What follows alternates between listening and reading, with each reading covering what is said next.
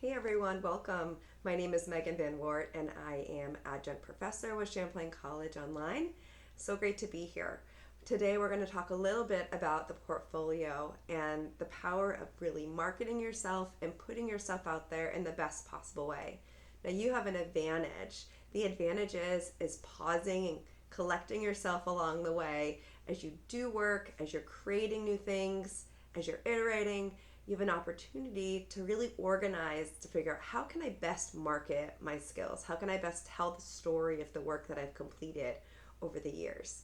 Now you're all showing up in this class at different levels. Some of you may have a portfolio that is substantial. You may have thought a little bit about how you want to organize it, but I'm going to give you a few tips and tricks on maybe what's worked for me in the past and what I know will benefit you in the future that you should be considering as you work on your portfolio and really get it to a place that you can be really proud of and it's really working for you as a tool.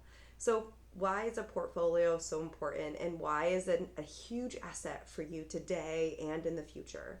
So your portfolio really reflects the work you've done in the past, and it allows you to present a story and really explain the details of this is what I've done, this is why I did it, and this is how I approached it. So a portfolio these days isn't just showing a graphic or a visual representation of your work. It's about saying, these are my strengths, these are the things that I've learned from this experience. This is the company I worked for. This is where they were before I started working on this particular project. And this is the progress. So within our portfolios these days, we use written and visual context to tell the story of the work. So that's one really important thing that can really be pretty easy for you to do, right? So you just write something out, include some visuals, and figure out how you want to best present that in your portfolio. But that's storytelling, that extra context. You get to decide as an artist and as a marketer how you want to position that within your portfolio itself. Which is really incredibly powerful.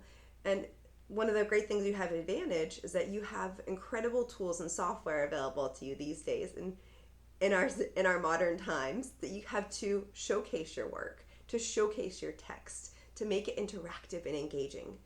20 years ago, not to date myself, I was in a position where I had a portfolio as well. Now it is not nearly as nice as I'm sure what you have today, but I was told to do it. And the incredible position of having a portfolio in my senior year of college, in that fourth year of my program, what it did for me is it allowed me to really showcase the work that I had done. And I was one of the few folks in my class that actually spent the time to do that work. And the advantage and the power that I had in my pocket by having a portfolio, even in its most simple form, back in the day, I had 2 active job offers coming out of school, and I was able to clearly use that portfolio to talk about my work, to talk about what I was passionate about, and use it as a tool in my conversations. So that's another thing I want you to take away, and as you think about this class and you think about organizing and investing time into your portfolio, is how you can use it as a tool in the future. It not only boosts your confidence when you go and you talk about your work, this is what I've done, this is what I've learned, and this is what I'm really proud of. That storytelling about who you are and what skills you've adapted and learned from different projects allows you to show up more confidently and more positive in interview experiences. So that's another incredible asset that you have taking away from this class and evaluating your portfolio. Now, again, one of the things I mentioned is you have access to a ton of different pieces of software, and you have teachers and resources to support you along the way. So get feedback and iterate on your portfolio. And you're going to do that throughout your career. You're going to do that throughout this program. So I would just love to reinstate taking just a few moments here and there, whether it's throughout your program or throughout the year, to make those iterative updates. Because you're going to meet people in the least expected times that say, oh, you do that? I would love to see any work that you have. And if your portfolio is in good shape, it's well organized, and it thoughtfully tells the story of the work that you've done, you're going to be in a really good position to not only have a constructive conversation with that potential opportunity, but for you to really showcase all the work that you've done in the most positive way. Other things I want you to think about as you rebuild or as you rethink about your portfolio and how you can improve it is, one, highlight your strengths. It's a great opportunity for you to lean in and showcase the type of work that you like to do the most. So whether it's graphic design work, if it's work that's doing, website work, if it's work that's more trending to social media, you can fine tune and you can kind of reposition your examples in your portfolio to position you to that type of work if you're looking for that type of job, right? Or if you're looking to build on a certain skill. So highlight your strengths, position your material in your portfolio to really speak to some of those areas, okay?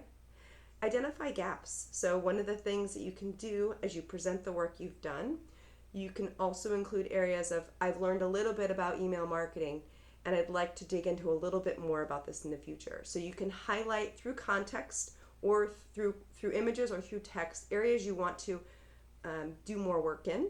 And if you have that included in your portfolio, it showcases your real authentic self to folks that are viewing that. And they really appreciate that.